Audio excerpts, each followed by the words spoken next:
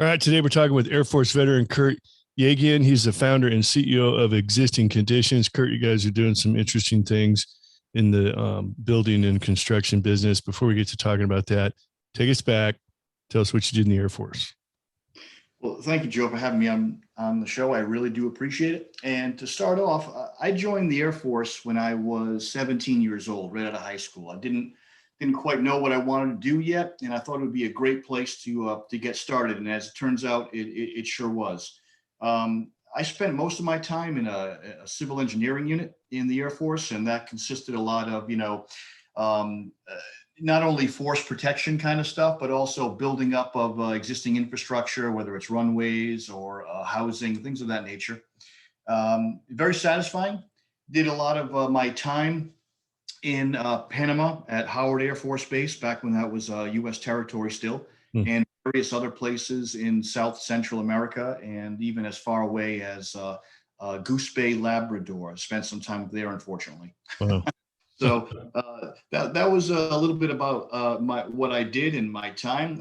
I was in from 1986 to 2000. Awesome. Well, thanks for sharing that. Now, talk a little bit about your transition. Was it were you ready to get out? Was it a smooth transition for you? Did you land in a good job right away? So when I got out, I was under what at the time was called a Palace Chase program, where I transitioned from active duty into a National Guard unit. So I still had that military connection even after I left active duty. Mm-hmm. I did do some exploring as to what I wanted to do with my career and with my life. My family background was in the construction industry.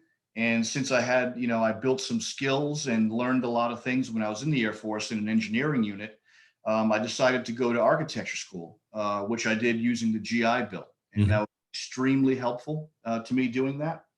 Once I got out of school, I realized that there was kind of a missing link in the industry that a company like mine could really fit into. And that was 23 years ago now. And it's been working great ever since. We provide a great service to the industry and are growing every year. That's awesome. So talk a little bit about Existing Conditions and exactly what niche you guys are filling. Sure. So if you are, say, an architect or a building owner, a construction company, and you have a new project, one of the first things that you'll need to do is to get accurate drawings of your building so that you can then make really informed decisions on your design and the parameters, handicap accessibility, a whole host of issues. And we fill that gap by using the latest technology, which is 3D laser scanning, which is sort of akin to like a radar type unit. It sends out a signal, bounces off anything in line of sight, returns that to the scanner. That's called a point cloud of data. We then take the point cloud, bring it into a drafting program, and create accurate drawings from there. Prior to doing that, really the industry practice was to send the interns to the field who, of course, have the enthusiasm, but not really the experience to put together an accurate set of drawings. And we would find that problems would happen over and over again where, the wall's at the wrong angle or the column grid is off by a foot. And that would turn into very costly change orders and all the unpleasantness that goes around with that. So I decided to start a company that provided this one service only to the industry. I started that immediately after going to architecture school, and now we are scanning and modeling approximately 60 million square feet per year. Everything from the U.S. Stock Exchange to the Pentagon to the U.S. Capitol building to embassy complexes in Liberia and anything in between. So I'm very proud of the way that the industry has responded to us and how we've been able to help the industry by providing this niche service to them. Wow. So does your software, does your system does it just lay out where the walls and ceilings are, the basics, or does it also do electrical, plumbing, everything else? How does all that work? Sure. So it's really, our work is driven by our client's scope. And sometimes a client will come to us and say, I just need very simple floor plans because I'm trying to determine the square footage for my tenants rather, and how much to charge them and things of that. Uh-huh. Uh, Other times, if we were, say, when we renovated the American Museum of Natural History in New York, in Central Park, for example, they were doing a full, complete renovation. So they needed mechanical information, electrical, plumbing, architectural, structural. We were able to provide all that to them by using the 3D laser scanning technology. And I would say that the technology that we use is freely available. There's nothing that we have developed as far as software or hardware. It's all manufactured by well-known industry technology companies. Mm-hmm. But where we come in is the expertise in using that technology. We're trained in doing this. We are, I've learned a lot of lessons in the military, and I've carried them into my business. And as far as leading from the front, and making sure that you're the best at what you do. A lot of lessons I learned in the military have carried over into my business, and I know that's made us more successful than any other entity doing what we do. Yeah. Now, the need there is it mainly I find it interesting that a lot of these buildings, like, they just don't have old architectural plans. They all get lost over Yeah, time or thrown away.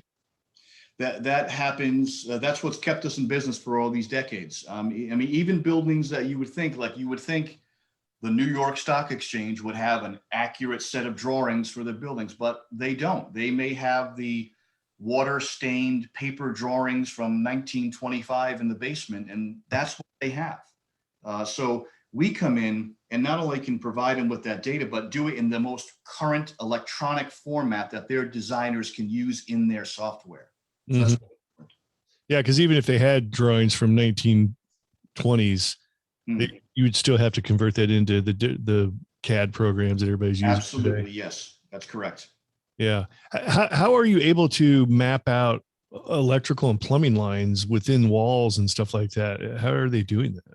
It's a good question, and the tools that we use, basically the tools are called a terrestrial 3D laser scanner, and again, using that radar analogy, it's a line of sight tool only. It's a light source. It's a laser. It's basically a laser rangefinder, and it just gives me billions and billions of little dots in the correct X, Y, and Z coordinate.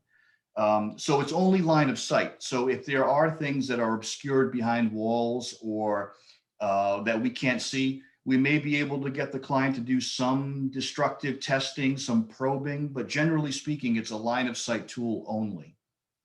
Interesting. So talk a little bit about how, go back to your mentality of when you discovered this niche and some of the initial lessons learned when it comes to starting your own business, and what was it that triggered you to go into business for yourself? Well, what triggered me was I was working as a junior person at a large architecture firm in the Boston area. And what I realized was, as the junior person there, I was always the one being sent out to do these existing condition surveys. I was the one being sent to these old abandoned mill buildings and so forth with a tape measure and graph paper, and trying to collect data, very important data, that unfortunately a lot of people in the industry really don't put the importance on, of collecting that good data up front. So while I was doing this work, I thought to myself, well, I could start a company that just provided this not only to the firm I'm working for, but to any firm in the industry. There was nobody else doing it at the time. And I think a lot of the reason for that is because a lot of architects really don't want to do this work. Like, they don't want to be the ones going to these old buildings and these, questionable sites with safety issues and things like that. But I love the technology. I love the aspect of, dissecting these old buildings. And I've learned more about how buildings are put together by doing this work over the years than I ever would as an architect. It's not right for everybody, but the people that work for me are generally gravitate towards technology and are forward thinking, self-motivated, and self-starters. So that's really why I started the company, because there was nobody doing this, and there was definitely a need for it in the industry. And I can tell you, 23 years later, like I said, we're measuring 60 million square feet a year. So that speaks for itself right there. Wow, that's incredible. All right. Well, hold that thought. We're going to take a quick break. We'll be right back.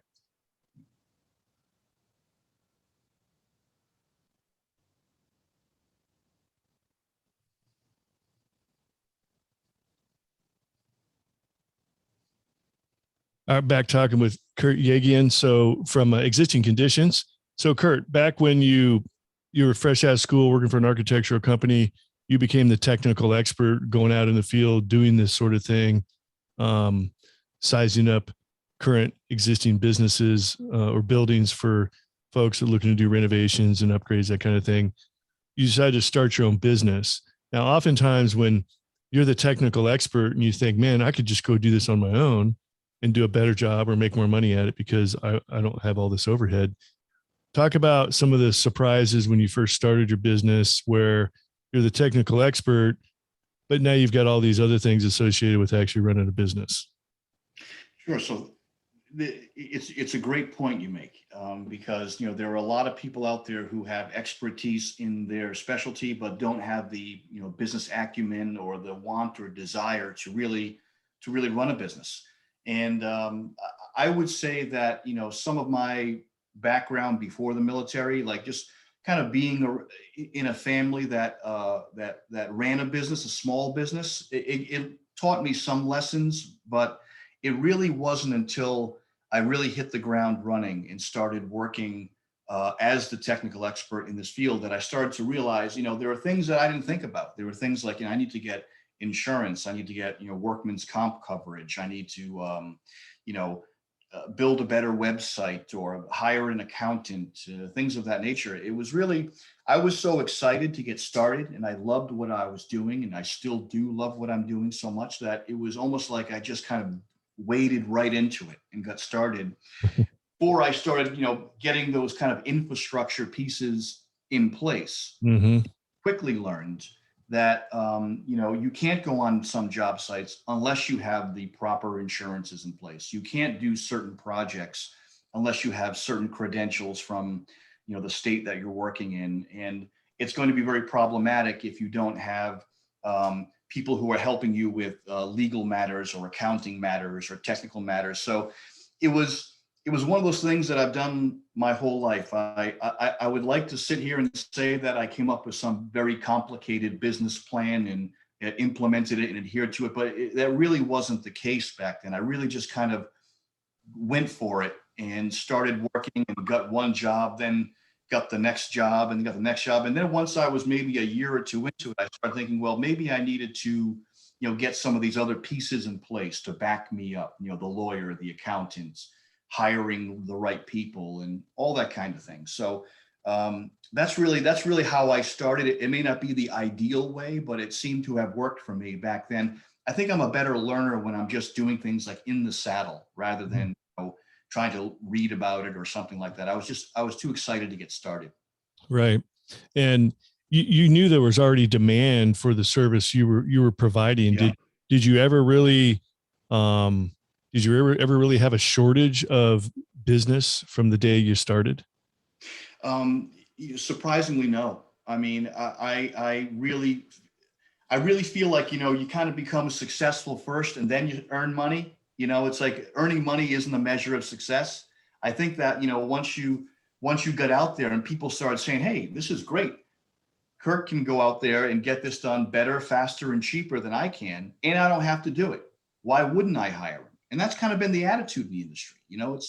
It's you take a job that somebody doesn't necessarily want to do and you do a great job at it and you become the de facto expert. And I would say that, doing this for 23 years and measuring, I think we're up to over 8,000 buildings at this point that we've measured. We have unmatched portfolio in the field and expertise. And, on that note, one of the things I think is really important, and I tell this to any potential new clients is, the analogy that I will use is I can walk down to Home Depot right now and buy the most expensive hammer that they sell. By doing so, that doesn't make me a master carpenter, right? I can go right now and buy the most expensive laser scanner that they sell, and those tools cost upwards of $100,000. By doing so, that doesn't make me an expert in my field. So I think that the most valuable lesson I learned is that your people are everything. You got to want to go to war with your staff. You know what I mean? Like you got to want to have that confidence that they're not going to crack under pressure, that they're up to the job, and they're going to be there when you need them. So I think that, you know, the key to our success is not deploying the proper tools, it's embracing the proper talent. And I've had a great deal of success with hiring veterans, and I am absolutely continuing with doing that. That's awesome. What is it from an employer's perspective? Granted, you're a veteran yourself, but from an employer's perspective, what is it what are the things you see in veterans that maybe you might not see in your typical civilian? The first thing I learned, maybe the most important lesson I learned when I became permanent party at my first installation, was that, you know, the old analogy said, you know, the battle plan goes out the window the minute the first shot's fired, right? I mean, and I think anyone who's been in a situation like that can agree that that's the reality. Mm-hmm. The ability for people to be adaptable and flexible is critical, you know. And I find that when I hire veterans, they understand that intuitively. They've been through it, you know. They understand that, you know, things may change and you've got to kind of roll with it and you've got to adapt. And you can't get, you know, stonewalled if everything doesn't work out according to plan, because it never will. And you have to be resilient and adaptable. And I think those two words really encapsulate what I like most about hiring veterans, is the ability to adapt and the ability to be resilient, the work ethic, the feeling that you're part of something larger than yourself, the respect and the attitude, the work attitude. I don't find it anywhere else, and I've hired a lot of people over the years. Yeah, you find that to be pretty consistent. I do. Yeah, I really do. I mean, not that we, you know, discriminate against, you know, non-veterans, but Sure. man, have we had great success hiring people from all branches of service. And Yeah. I think it's something that I don't know how exactly it gets ingrained in people when you're in the military, but you just get it by osmosis or something. I don't know. You just kind of, you have to work that way or the mission isn't going to succeed. And every project we do, I treat like it's the mission, right? And the mission is to get it done, to get it done properly, and to get out, get home, and get on to the next mission. Right. Very Powell doctrine-ish. You know? Absolutely. One of the things we talk about quite a bit on the show are hard skills and soft skills. A lot of people, hard skills are like the architectural degree from the Boston Architectural School you went to. Center, yes, correct. Yeah. Or a CPA or your Six Sigma or anything that looks good, sounds good on a piece of paper. But those soft skills are typically where veterans shine. And that's just because, and like you said, not exactly sure where it comes from. Osmosis is definitely a possibility. Just being around that operational tempo, the military mindset, the mission accomplishment, the stick-to-itiveness, being immersed in it for a few years can really change somebody's mindset about how things get done. And that's typically a lot of civilian companies, they hire people based off of hard skills, but they keep them based off of soft skills. You know, ultimately your performance is based off of those soft skills that we're talking about. So getting back to existing conditions, you said that what are some other numbers you can throw at us with what you've done in the last 23 years being in business for yourself, which is awesome. You said you've surveyed over 8,000 business buildings or structures so far. What are some other cool numbers? I think you got a square footage number also. And it I also want to point out you're actually tracking that, which is a good thing. Yes. You can show that as credibility. Those kind of numbers are great. Oh, that's one of the great things that my partner Jared helps me with is the data analytics, right? We're able to track how many jobs we're doing, how many square feet, how long it's taking to do those jobs, what is the fee, and what's the profit margin. So having all of that data at my disposal now, which really wasn't available as readily 23 years ago as it is now, has really helped us in refining our costs, our time on site, how many people we deploy to a project, what tools we send, that kind of thing. So having that analytics has really helped us just in the last, say, 2, 3, 4 years. Mm-hmm. That's awesome. How many employees you guys have now? So in the United States now, we have approximately 30 full and part-time employees. And we also have studios overseas. We have one in Croatia, one in Colombia, one in India that helps us with some of the data processing, some of the back-end stuff, in some of the modeling. So there is approximately the same amount of those people over in overseas studios that work as employees of Existing Conditions. No kidding. Huh.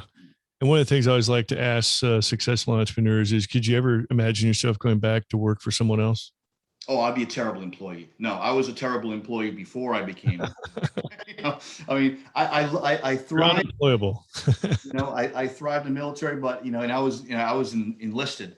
So I think that when I say I was a terrible employee, I'll give you an example. When I worked at an architecture firm before I started my company, I came to the principals with an idea of, maybe we should kind of do this kind of work as part of our service rather than just the traditional design. And they all laughed and said, "Oh, you'll never earn any money doing that," or that kind of thing. So I wear that as a badge of honor that I've been able to succeed in the industry where others thought I might fail.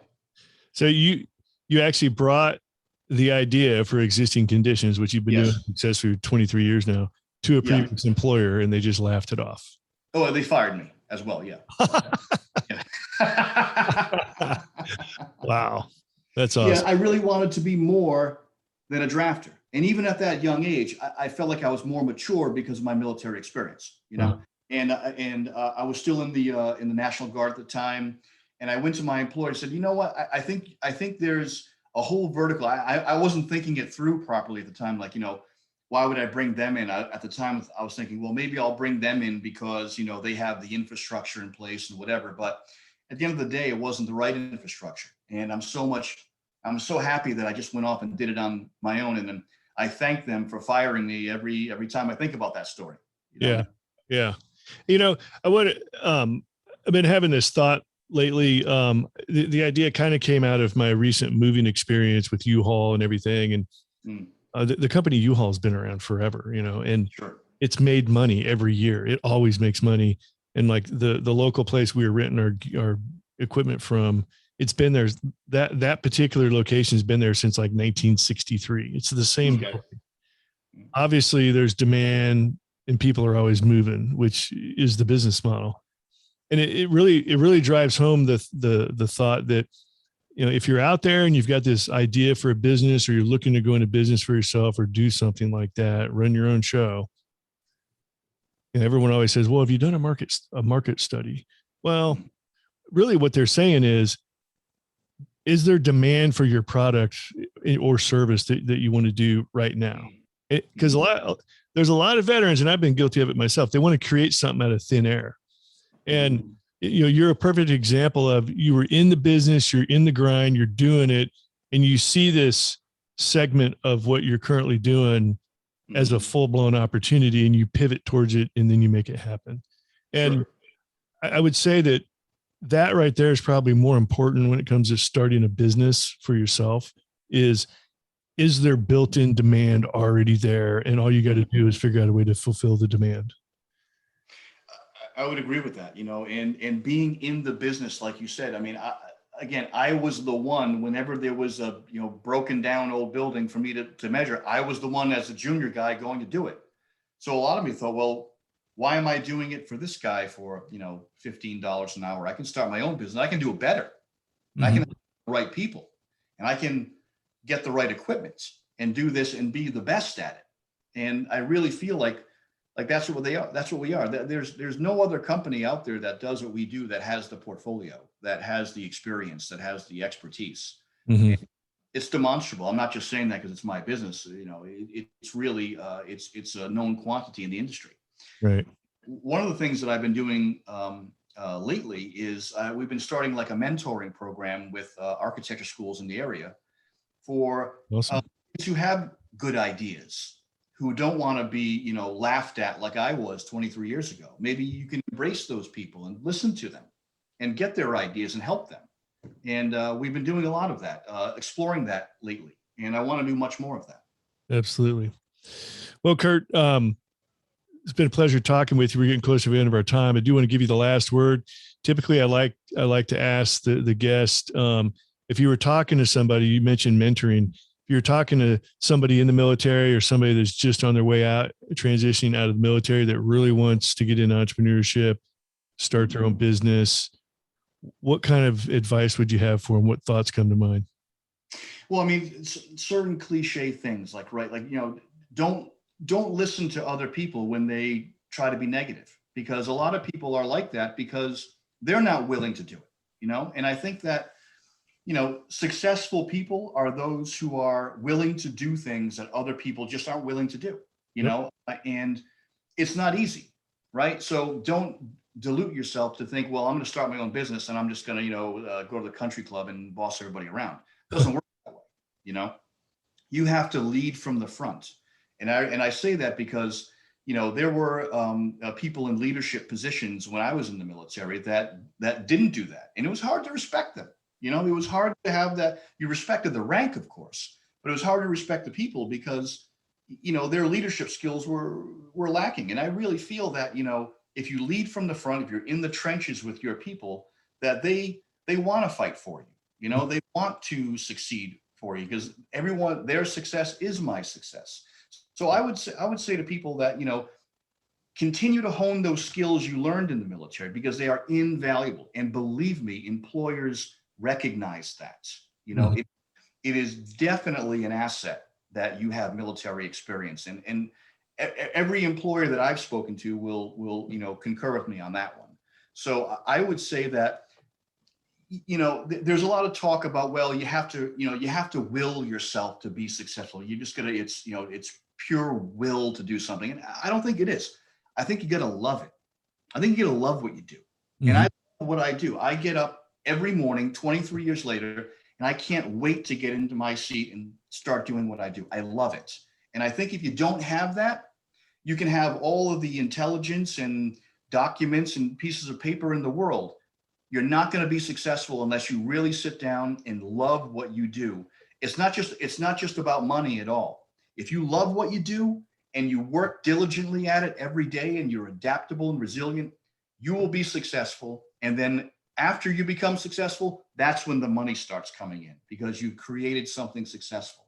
So I think that's really the best piece of advice, to be proud of what you have done and wear that as a badge of honor and carry that forward in the business world, because a lot of the skills you learned as a veteran are applicable to that. And you really need to embrace that.